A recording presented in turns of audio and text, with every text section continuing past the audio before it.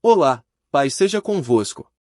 Sejam todos muito bem-vindos a mais um encontro transformador em nosso curso de teologia. Estamos felizes em tê-los conosco, comprometidos em aprofundar nosso entendimento nas verdades que moldam nossa fé.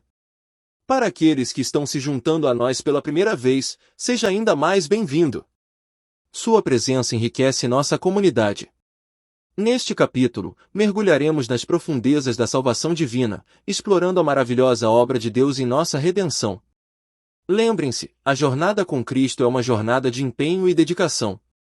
Que este tempo de estudo seja uma fonte de inspiração e fortalecimento para todos nós. Não se esqueçam de se inscrever no canal para ficarem atualizados e engajados nessa jornada de crescimento espiritual.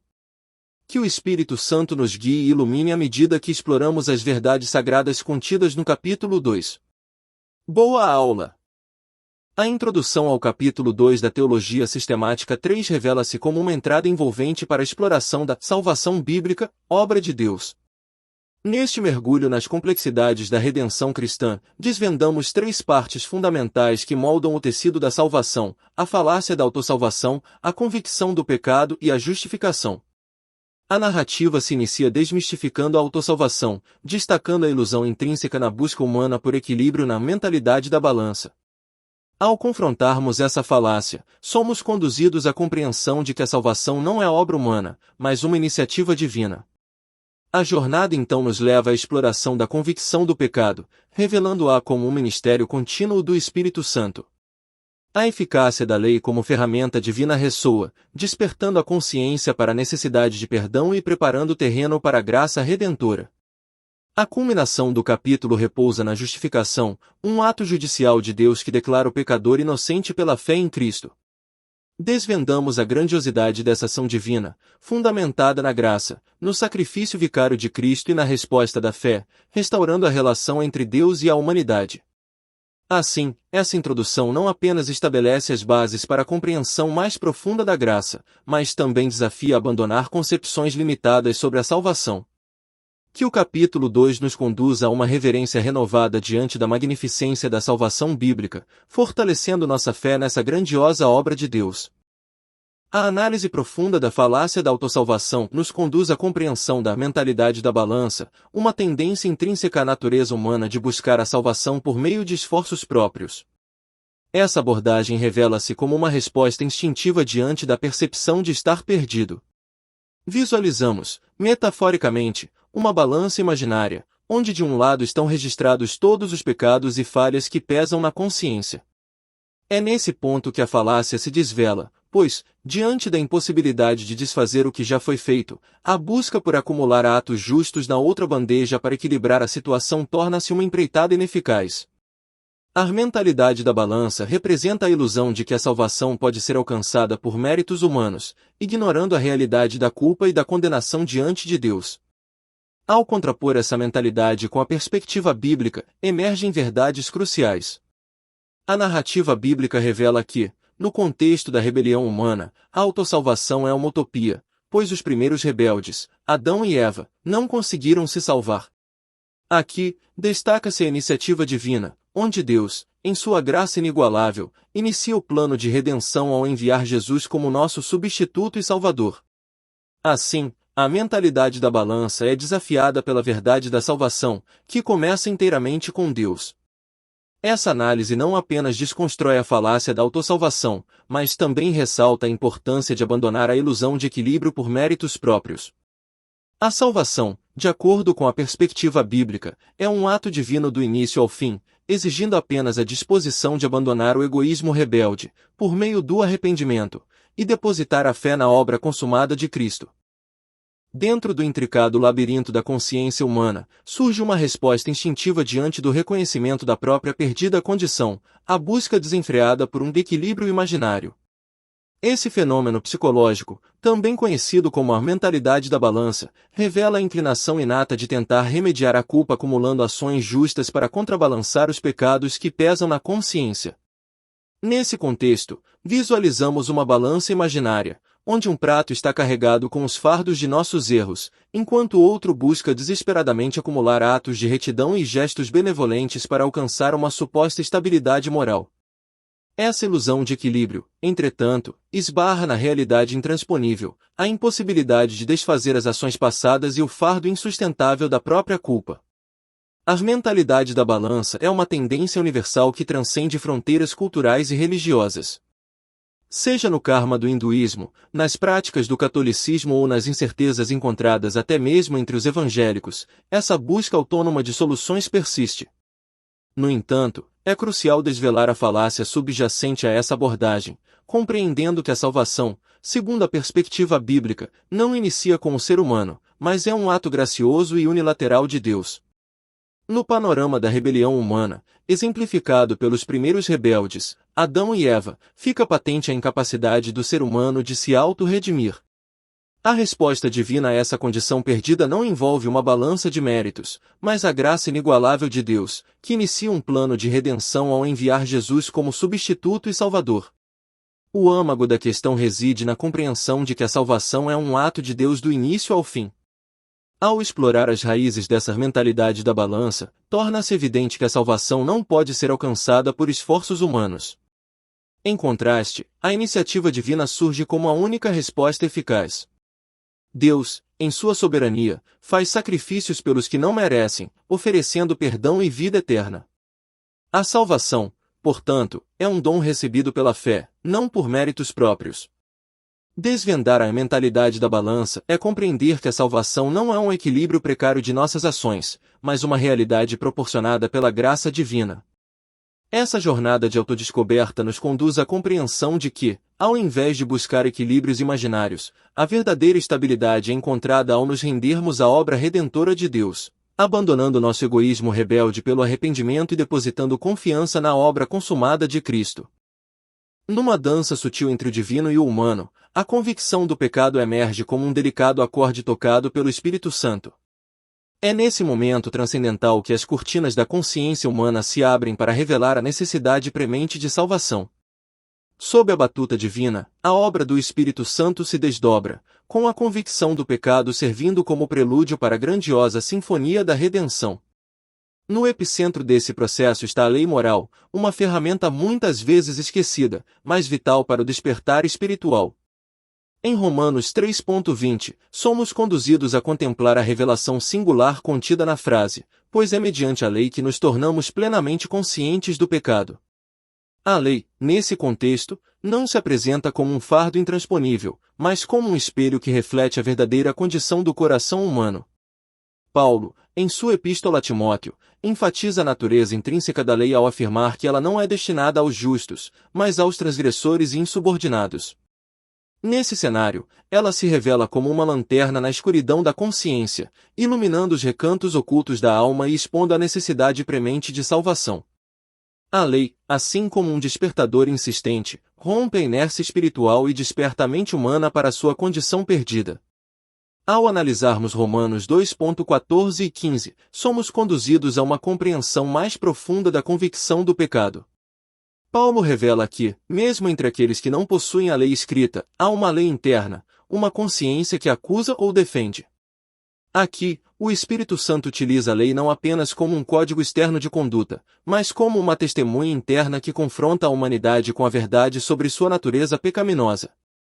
A convicção do pecado é, portanto, um ato divino que transcende a mera consciência moral.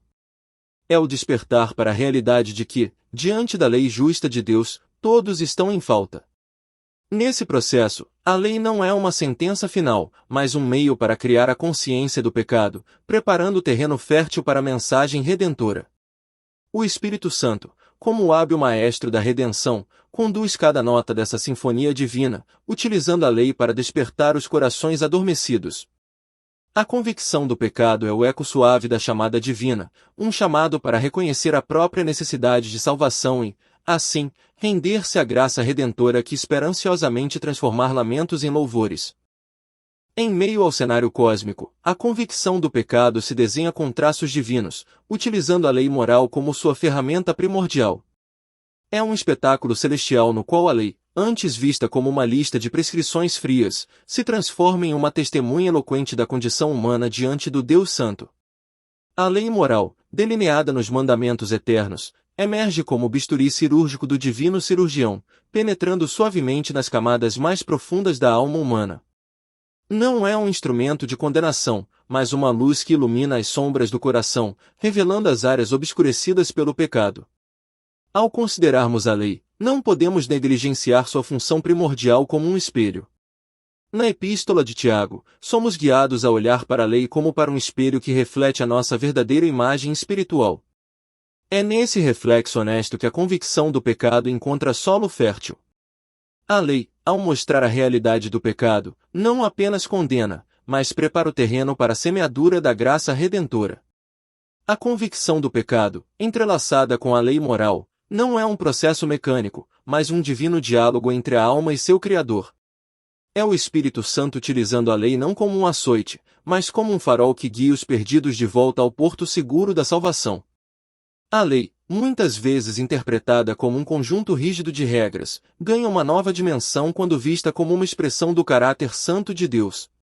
É por meio dessa lei que a convicção do pecado se torna uma experiência transformadora.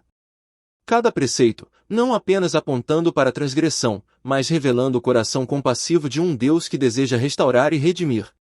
Ao observarmos a convicção do pecado como uma orquestração divina, a lei moral emerge como a partitura inspirada pelo Criador. É uma melodiosa advertência que ecoa nos corações humanos, despertando a consciência para a necessidade premente de salvação. É, portanto, mais do que uma ferramenta, é a expressão amorosa de um Deus que, mesmo diante da transgressão, estende a mão da graça para resgatar e reconciliar. A trajetória dos 10 mandamentos na revelação do pecado é uma narrativa fascinante, entrelaçada com o tecido da história divina. Ao explorarmos o papel correto dessas leis sagradas, somos convidados a desvendar não apenas um código moral, mas uma expressão divina que visa moldar o relacionamento entre Deus e a humanidade.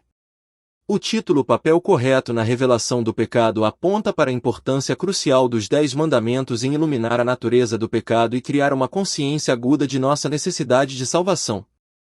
Eles não são apenas um conjunto de regras, são a voz de Deus, esculpida na pedra, ecoando através dos séculos para despertar a atenção da humanidade para a verdadeira condição do coração.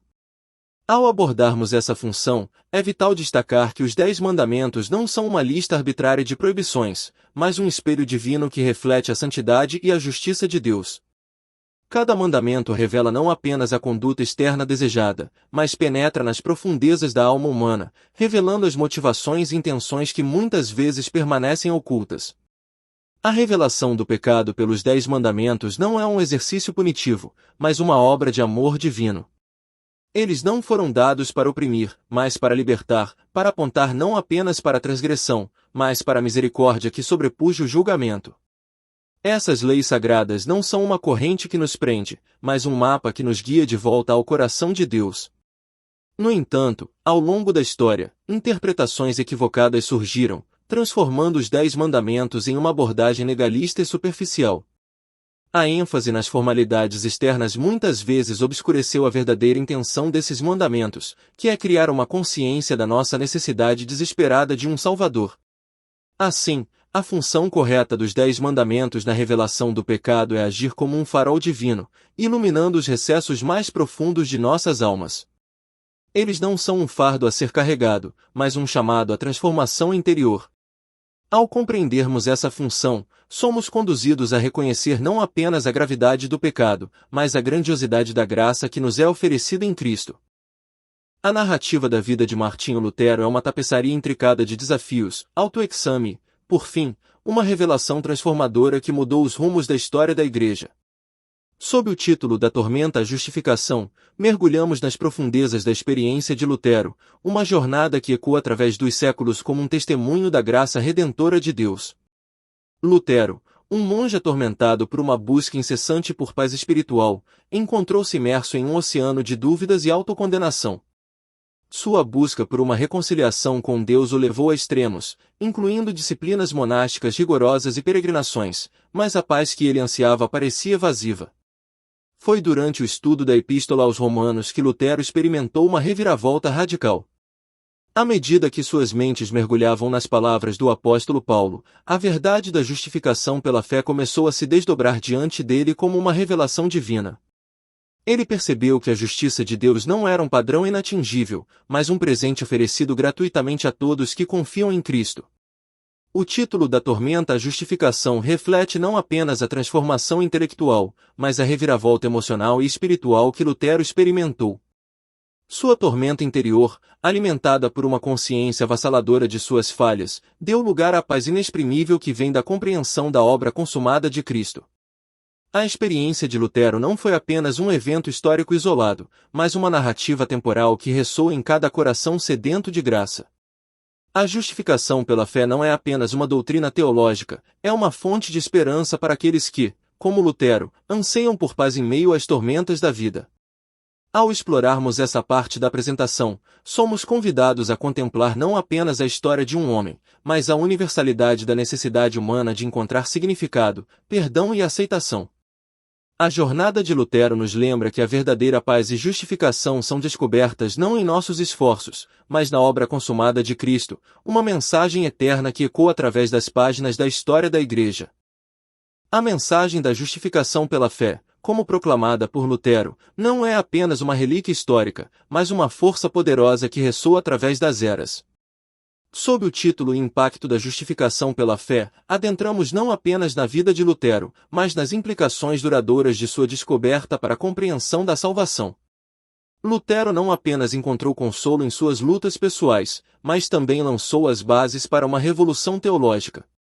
A compreensão de que a justiça de Deus não era algo a ser alcançado por méritos humanos, mas recebido pela fé, representou uma mudança de paradigma na visão da salvação.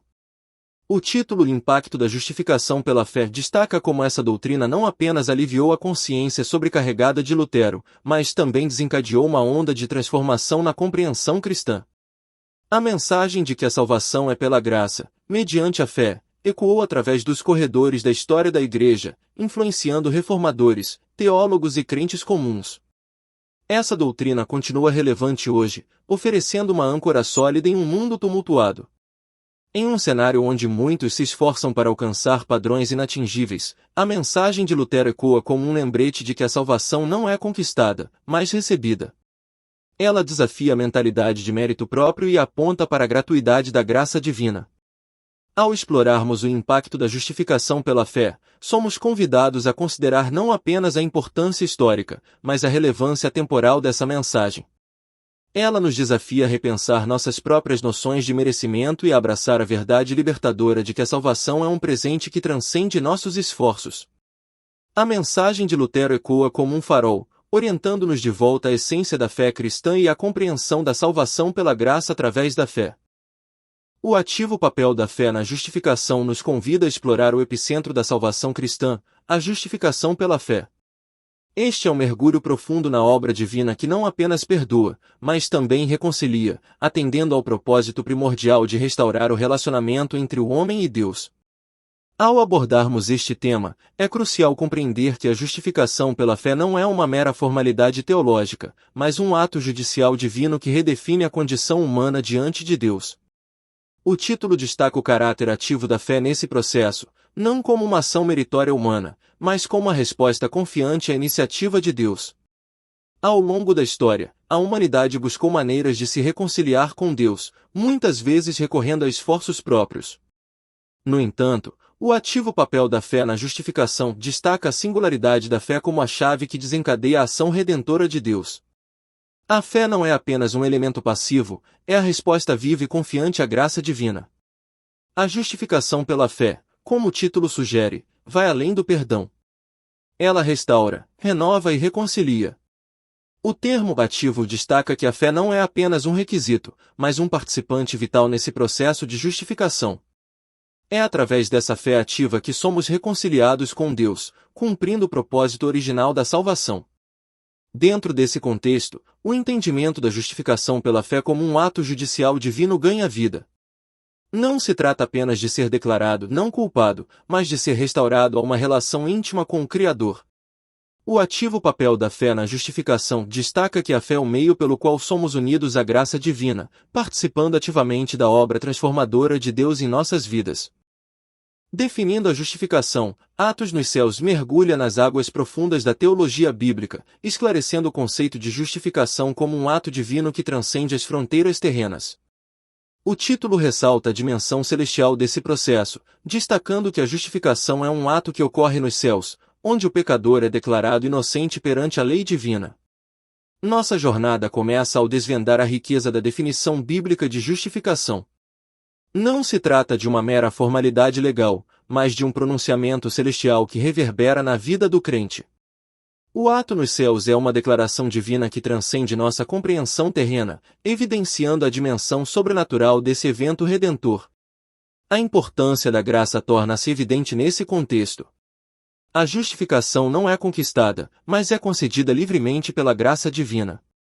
O título destaca que, nos céus, a graça é derramada sobre o pecador, cobrindo-o com misericórdia e amor incondicional. A compreensão da graça é fundamental para captar a profundidade desse ato divino. O sangue de Cristo emerge como elemento central nesse processo celestial. Definindo a justificação, destaca como a obra redentora de Cristo na cruz é a base da declaração divina de inocência. O sacrifício vicário de Jesus é a fonte pela qual somos justificados nos céus, revelando a magnitude do amor e da provisão divina. A fé, como componente essencial, entra em cena, iluminando o coração humano para abraçar a graça divina. Atos nos Céus não apenas declara, mas exalta a fé como canal pelo qual recebemos essa justificação. É a confiança inabalável na obra de Cristo que nos conecta ao ato celestial, transformando nossa condição diante de Deus. Em resumo, definindo a justificação, Atos nos Céus nos conduz por uma jornada teológica profunda, revelando que a justificação é mais do que uma transação legal, é um ato divino nos céus que redefine nossa identidade e relacionamento com o Criador. Dilema divino e solução em Cristo conduz-nos por uma reflexão profunda sobre o dilema que Deus enfrenta em equilibrar sua justiça imutável com o desejo de perdoar os pecadores. O título, Dilema Divino e Solução em Cristo, sugere uma análise cuidadosa dessa questão complexa e como a justificação, realizada por meio de Cristo, emerge como a solução divinamente orquestrada. No centro desse dilema está a natureza intrínseca de Deus, que é justiça. A narrativa explora a tensão entre a necessidade de preservar a santidade e retidão divinas, e o profundo desejo de restaurar o relacionamento com a humanidade caída. O dilema é apresentado como um quebra-cabeça teológico, onde a solução precisa reconciliar aparentes contradições. A solução se desdobra na figura central de Cristo. Dilema divino e solução em Cristo destaca como a justificação, operada por meio do sacrifício vicário de Jesus, resolve esse dilema aparentemente insolúvel. O título sugere que Cristo é a resposta divina ao impasse, proporcionando uma maneira de Deus ser justo e, ao mesmo tempo, justificador daqueles que creem. A centralidade do sacrifício de Cristo é enfatizada como a âncora da justificação. O texto explora como a morte e ressurreição de Jesus não apenas expiam os pecados, mas estabelecem a base para a justificação. O título Dilema Divino e Solução em Cristo destaca como a cruz é o ponto de convergência onde o dilema divino encontra sua solução. Ao final, a narrativa evoca uma compreensão mais profunda da magnitude da solução divina. Não é apenas um ajuste nas regras, mas uma obra-prima teológica que revela o coração de um Deus que, em Cristo, oferece a solução perfeita para o dilema aparentemente insolúvel de manter a justiça e estender a misericórdia. Justificação no Antigo e no Novo Testamento nos convida a uma jornada pela história bíblica, explorando as raízes e o desenvolvimento dessa doutrina fundamental. O título sugere uma análise abrangente, abordando tanto as origens do Antigo Testamento quanto as nuances revolucionárias apresentadas no Novo Testamento. A narrativa começa no Antigo Testamento, onde a justificação é contextualizada em termos forenses, muitas vezes ligada a conceitos legais e judiciais. O título Justificação no Antigo e no Novo Testamento aponta para a continuidade dessa doutrina ao longo da revelação divina, destacando como os princípios fundamentais foram estabelecidos desde o início. Ao adentrar o Novo Testamento, o texto explora o desenvolvimento revolucionário da justificação. O título sugere uma análise crítica das mudanças e aprofundamentos trazidos por Jesus Cristo e pelos ensinamentos apostólicos. Destaca como a justificação não é apenas uma repetição do passado, mas uma progressão significativa na história da redenção. O uso da palavra revolucionário implica uma transformação radical nos conceitos tradicionais de justiça e salvação. O texto pode examinar passagens-chave que ilustram essa revolução, como os ensinamentos de Jesus sobre a graça e a fé, e as epístolas do Novo Testamento que explicam a justificação pela fé. Ao final, o título sugere que a justificação é uma narrativa coesa que atravessa ambos os testamentos, destacando a harmonia divinamente orquestrada na revelação progressiva da salvação. Justificação no Antigo e no Novo Testamento oferece uma visão unificada, mostrando como essa doutrina é um fio condutor que conecta as Escrituras de maneira coesa e significativa. Resultados subjetivos da justificação nos conduz por uma análise profunda dos impactos pessoais dessa doutrina vital. O título Paz e Alegria, Resultados Subjetivos sugere uma exploração das dimensões emocionais e psicológicas que emanam da experiência da justificação. Ao iniciar essa narrativa, é crucial destacar que a justificação não é meramente uma questão legal ou teológica, mas também uma realidade transformadora que atinge a esfera íntima do indivíduo. O título ressalta a paz e a alegria como resultados específicos, indicando uma mudança positiva no estado de espírito daqueles que experimentam a justificação. A narrativa pode mergulhar na questão da paz, explicando como a remoção da culpa e a reconciliação com Deus proporcionam uma tranquilidade profunda à alma. Discutir como a justificação oferece uma solução definitiva para a ansiedade espiritual, proporcionando uma sensação de descanso e contentamento. Em relação à alegria, a narrativa pode explorar como a justificação não apenas remove o fardo do pecado, mas também infunde uma alegria duradoura baseada na aceitação divina. Destacar como a consciência da graça abundante e do perdão divino traz uma alegria que transcende as circunstâncias externas. O título sugere uma abordagem equilibrada entre a paz e a alegria, indicando que a justificação não é apenas uma experiência de alívio, mas também de regozijo. A narrativa pode concluir enfatizando que, ao compreender os resultados subjetivos da justificação, os crentes podem experimentar uma transformação completa, encontrando não apenas a salvação legal, mas uma paz e alegria que permeiam toda a sua existência. A interligação entre justificação e santificação é um aspecto fundamental da teologia cristã, explorado no tópico Relação entre justificação e santificação. O título Fundamentos da Santificação na Justificação sugere uma análise detalhada de como esses dois conceitos se entrelaçam, formando uma compreensão abrangente da jornada da salvação. Ao adentrar essa discussão, é essencial destacar que a justificação não é um evento isolado, mas serve como alicerçamento para o processo contínuo de santificação. A narrativa pode começar esclarecendo como a justificação, ao declarar o crente como justo diante de Deus, estabelece o terreno fértil para o trabalho transformador do Espírito Santo na vida do indivíduo. Pode-se explorar como a justificação remove a condenação do pecado, abrindo espaço para a atuação da santificação. O título sugere uma ênfase na ideia de que a santificação não é uma tentativa de ganhar favor divino, mas uma resposta grata à justificação já realizada. Ao discutir a relação, a narrativa pode enfocar como a santificação, como o processo de crescimento e conformidade à imagem de Cristo, é a manifestação prática da justificação na vida do crente. Destacar como o entendimento da graça na justificação motiva e capacita a busca pela santidade. Concluindo, é importante ressaltar que, embora distintas, a justificação e a santificação são inseparáveis na experiência cristã. A justificação inaugura a jornada, e a santificação é a expressão contínua dessa obra divina na vida do crente, formando um ciclo vital na compreensão da salvação. No desbravamento do tópico Desmistificando críticas populares à justificação pela fé, o título sugere uma abordagem que vai além de simplesmente apontar críticas, mas visa desconstruir mal-entendidos e reforçar a base bíblica dessa doutrina central. A narrativa pode começar contextualizando algumas das críticas frequentes levantadas contra a justificação pela fé. Ao analisar essas críticas, é fundamental destacar a importância de uma compreensão precisa do que a justificação pela fé realmente significa. Muitas críticas derivam de interpretações distorcidas ou visões superficiais dessa doutrina. Ao explorar cada crítica, é possível fornecer um esclarecimento sólido e bíblico sobre o porquê de certos mal-entendidos. Por exemplo, um ponto de crítica comum é a acusação de que a justificação pela fé incentiva a complacência moral. Aqui, A narrativa pode se aprofundar na natureza transformadora da fé, destacando que a verdadeira compreensão da justificação pela fé leva a uma vida de santificação, longe da complacência. Outra crítica recorrente pode ser a suposta contradição entre a justificação pela fé e a necessidade de boas obras. Esse é um espaço para esclarecer que, embora a justificação seja pela fé, as boas obras são o resultado natural dessa fé genuína, não uma tentativa de ganhar méritos diante de Deus.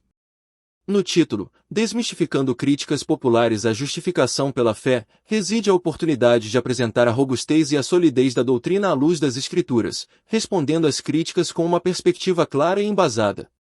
A conclusão pode reforçar como a justificação pela fé permanece como alicerçamento inabalável da fé cristã, mesmo diante de questionamentos e críticas. Na exploração do tema equilíbrio entre fé e obras e na busca por uma compreensão correta dessa dinâmica na vida do crente, é crucial começar contextualizando a tensão histórica e teológica que frequentemente envolve esse assunto. O título sugere a necessidade de encontrar um equilíbrio delicado, e a narrativa pode começar destacando como a fé e as obras são dois aspectos inseparáveis da vida cristã. É fundamental abordar a ideia de que as boas obras não são um meio de alcançar a justificação, mas sim um fruto natural da fé genuína. Ao explorar a narrativa bíblica, é possível destacar exemplos práticos de como a fé transformadora leva a uma vida de ações que refletem o caráter de Cristo. Ao longo da narrativa, é válido esclarecer mal-entendidos comuns que podem surgir ao discutir a relação entre fé e obras. Isso pode incluir a ideia equivocada de que as boas obras são uma tentativa de ganhar pontos com Deus ou uma forma de mérito para a salvação. O título Equilíbrio entre Fé e Obras sugere a necessidade de evitar extremos, e a narrativa pode enfatizar como ambas as dimensões são partes intrínsecas do caminhar cristão. Destaque como a verdadeira fé não é passiva, mas ativa, manifestando-se em ações que glorificam a Deus e servem aos outros. A conclusão pode ressaltar a importância de manter essa perspectiva equilibrada para evitar distorções teológicas, lembrando que a fé que não produz obras é questionável, e as obras que não são fundamentadas na fé são vazias. Enfatize que a justificação pela fé e as boas obras não são antagônicas, mas complementares, revelando a profunda transformação que Deus opera na vida daqueles que creem. No processo de explorar como as pessoas podem alcançar a justificação pela fé, é essencial oferecer orientações práticas que possam ser aplicadas no dia a dia. O título Como alcançar a justificação pela fé sugere uma abordagem acessível e aplicável, e a narrativa pode começar destacando a busca universal por significado e redenção. É vital ressaltar que a justificação pela fé não é uma jornada complicada e inacessível, mas uma realidade disponível para todos que colocam sua confiança em Cristo. A narrativa pode enfatizar que a justificação começa com um entendimento profundo da necessidade pessoal de salvação e uma aceitação humilde da oferta de graça de Deus. Ao explorar orientações práticas, pode-se abordar a importância da fé genuína em Cristo como ponto central desse processo. Destaque a necessidade de confiança total na obra redentora de Jesus, reconhecendo a incapacidade humana de conquistar a justificação por meio de esforços próprios. Além disso, é válido explorar práticas espirituais que fortalecem a fé, como a oração, o estudo das Escrituras e a comunhão com outros crentes. Esses elementos podem ser apresentados como recursos práticos que auxiliam na jornada de compreensão e vivência da justificação pela fé. A narrativa pode concluir reforçando a simplicidade e a acessibilidade desse caminho, lembrando que a justificação pela fé não é uma conquista, mas um presente gracioso de Deus. Destaque como qualquer pessoa, independentemente de seu passado, pode alcançar essa justificação ao confiar em Cristo e viver uma vida centrada nessa fé transformadora. Unidade na diversidade, base da justificação é um tema instigante que destaca a importância da doutrina da justificação pela fé na promoção da unidade entre os cristãos, transcendendo suas diferenças denominacionais. Esta narrativa poderia começar reconhecendo a diversidade dentro do corpo de Cristo, onde diferentes tradições e práticas podem, às vezes, criar barreiras percebidas entre os crentes. O cerne da narrativa deve abordar como a compreensão comum da justificação pela fé pode superar essas diferenças e criar uma base sólida para a unidade. Pode-se destacar que, apesar das nuances teológicas que podem existir, a verdade central da justificação pela fé é universal e vital para todos os cristãos. Explorar como a justificação pela fé enfatiza a igualdade perante Deus, independentemente das diferenças externas, pode ser um ponto crucial. A narrativa deve sublinhar que, no tribunal divino, todos os crentes são declarados justos da mesma maneira, independentemente de suas afiliações denominacionais. Além disso, pode-se abordar como a unidade na justificação pela fé promove um ambiente de amor e respeito mútuo entre os crentes. A ênfase na graça e na aceitação mútua baseada na fé em Cristo pode ser apresentada como uma força unificadora que supera as divisões denominacionais. Ao concluir, a narrativa deve inspirar os ouvintes a celebrar a diversidade dentro do corpo de Cristo e a buscar a unidade em torno da verdade central da justificação pela fé. A mensagem é que, ao focar no que une os cristãos, é possível criar uma comunidade forte e coesa que reflita a essência do Evangelho. Desafios na era moderna representam uma exploração profunda dos obstáculos contemporâneos que a doutrina da justificação pela fé enfrenta. Essa narrativa poderia começar contextualizando o cenário atual, onde ideias e valores da sociedade moderna muitas vezes entram em conflito com as verdades fundamentais da fé cristã. Um ponto crucial seria discutir como a secularização e o pensamento relativista podem impactar a compreensão da justificação pela fé. Pode-se abordar como a sociedade moderna muitas vezes favorece uma mentalidade de autojustificação baseada em conquistas pessoais e moralidade relativa, representando um desafio significativo para a mensagem cristã. Além disso, a narrativa pode explorar como o pluralismo religioso e cultural da era moderna desafia a exclusividade da mensagem cristã. Como os cristãos podem comunicar a singularidade da justificação pela fé em um mundo onde diversas crenças coexistem? Outro aspecto importante pode ser a abordagem das pressões sociais que desencorajam a fé e a aceitação da justificação pela fé como uma verdade universal. Pode-se discutir como os cristãos enfrentam resistência e até mesmo hostilidade por aderirem a essa doutrina em um ambiente culturalmente diversificado. Ao oferecer insights à luz das Escrituras, a narrativa pode se concentrar em como os cristãos podem responder a esses desafios. Isso pode incluir uma ênfase na importância de uma apologética sólida, na clareza na comunicação da mensagem cristã em termos relevantes para a sociedade atual e no testemunho autêntico de uma vida transformada pela justificação pela fé. Concluindo, a mensagem pode desafiar os ouvintes a permanecerem firmes na verdade da justificação pela fé, mesmo diante dos desafios contemporâneos, e a encontrar maneiras de comunicar essa verdade de maneira eficaz em um mundo em constante mudança. A conclusão do capítulo 2, intitulada Restauração Relacional e Reconciliação, serve como um ponto de ancoragem para sintetizar as profundas verdades exploradas ao longo do capítulo. Este momento é uma oportunidade para reafirmar a relevância e impacto da justificação na vida cristã. A narrativa poderia começar relembrando a jornada até agora, destacando a falácia da autossalvação e a necessidade crucial da convicção do pecado para a compreensão da salvação. Refletir sobre a importância da justificação como obra divina, indo além da simples remissão, para alcançar a restauração do relacionamento entre Deus e o homem.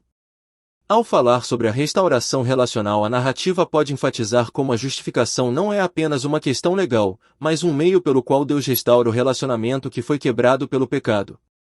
A justificação, portanto, não é apenas sobre ser declarado inocente, mas sobre ser acolhido de volta à comunhão com o Criador.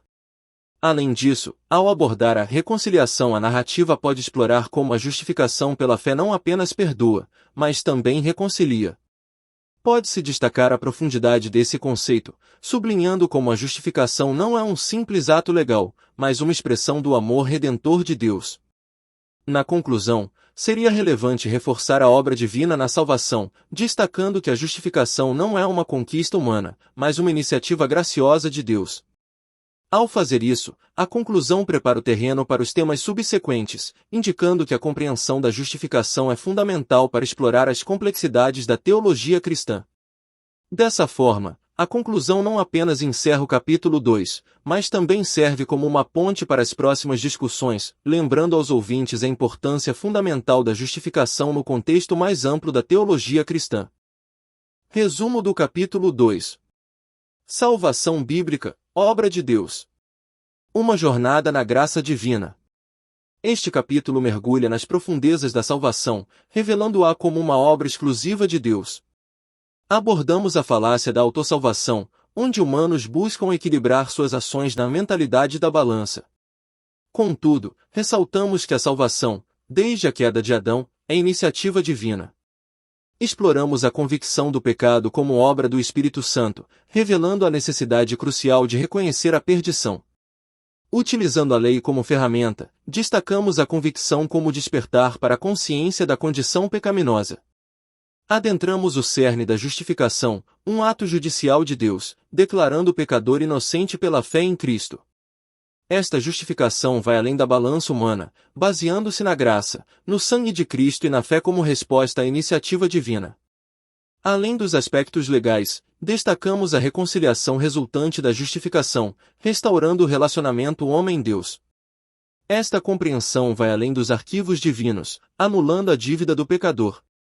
Exploramos textos-chave na Bíblia, evidenciando a justificação como ato divino, fundamentado na graça e no sacrifício vicário de Cristo. Conceituando a justificação, definimos como ato divino de declarar o homem inocente, evidenciando que esta ação ocorre nos céus, nos arquivos de Deus, removendo o registro da dívida do pecador. Esta jornada profunda prepara-nos para explorar regeneração e santificação. Que esta compreensão da justificação inspire uma fé mais profunda e gratidão renovada pela obra redentora de Cristo. Que Deus abençoe esta jornada de estudo e fortaleça cada coração na compreensão da salvação pela fé em Cristo. Vamos para questões da apostila no capítulo 2. Pergunta 1. Quais as 4 coisas que Deus faz para aplicar a salvação ao ser humano? Resposta. 1. Condenação pelo Espírito Santo, mostrando a necessidade de salvação. 2. Revelação da lei moral para criar consciência do pecado. 3. Convicção de pecado, despertando a compreensão da própria condição perdida. 4. Justificação, um ato judicial de Deus perdoando e declarando inocência. Pergunta 2.